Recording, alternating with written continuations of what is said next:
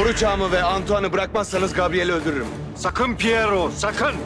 Orucu asla bırakmayacaksınız. Canın elimizde. Senin canın da bizim elimizde.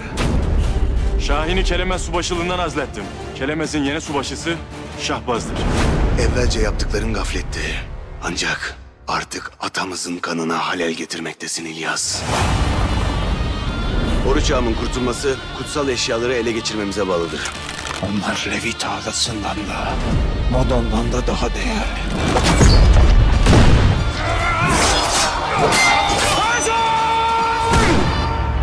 Savaş daha yeni başlayacak Gabriel.